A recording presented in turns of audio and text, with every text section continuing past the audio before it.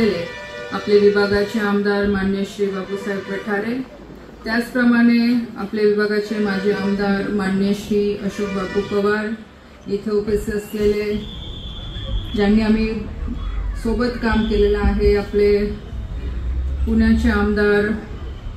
माननीय श्री जगदीश मुळीकदादा, त्याचप्रमाणे व्यासपीठावर उपस्थित असलेले आपले सरपंच रमेश दादा, इथे उपस्थित असलेल्या उपसरपंच पुष्पाताई व इथे सर्व सन्मान्य व्यासपीठ, माझ्या समोर उपस्थित असलेले सर्व बंधू भगिनींनो, सर्वात आधी मी आदरणीय डॉक्टर पवन सोनवणे दादांचे आणि डॉक्टर अजिंक्य दादांचे खूप खूप मनापासून आभार मानते की आज त्यांनी मला ह्या कार्यक्रमाच्या निमित्ताने इथे यायची संधी दिली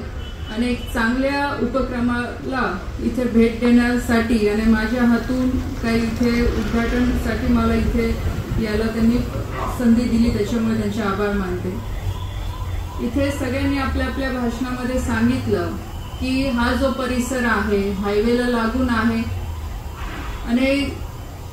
एवढा मोठं हॉस्पिटल हायवेला लागून इथे असणं हे अत्यंत गरजेचं आहे आणि मागच्या 8 ते 9 वर्षापासनं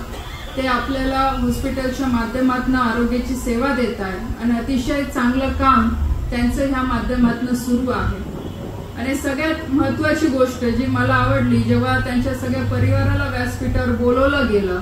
आणि सगळ्यांची खासियत सांगितली गेली की प्रत्येक जण काही ना काही सामाजिक कामामध्ये जुडलेला आहे। हे एक विशेष आहे की परिवारातला प्रत्येक व्यक्ती हा जेव्हा सामाजिक कामाशी जुडतो तेव्हा नक्कीच त्याच्या प्रोफेशनल कामासोबत जेव्हा सामाजिक कामाची जोड लागते तर ते कार्य हे 100% पार पडत असतं आणि आज त्यांनी त्यांच्या कार्यामधनं हे आपल्याला सगळ्यांना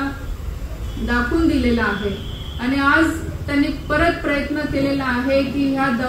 हॉस्पिटलला एक मर्यादित न ठेवता अजून आपल्याला काय जास्त ऍडव्हान्स सुविधा इथे देता येतील आणि त्याच्यासाठी त्यांनी प्रयत्न केलेला आहे। जेव्हा मी हॉस्पिटल बघत होती तेव्हा पवन दादांनी सांगितलं की बऱ्याच वेळा इथल्या स्थानिक पेशंटला काही इथे सुविधा नसल्यामुळे पुण्याला पुढे पाठवायची गरज पडायची आणि ती काळजी आम्हाला नेहमी वाटायची, कारण की बऱ्याच वेळा असे पेशंट सेन्सिटिव्ह पेशंट येतात किंवा अर्जंटवाले पेशंट येतात की ते पुण्यापर्यंत पोहोचू पण शकत नव्हते। म्हणून ह्या सगळ्या आयसीयूच्या व्यवस्था जर आपण इथे उभ्या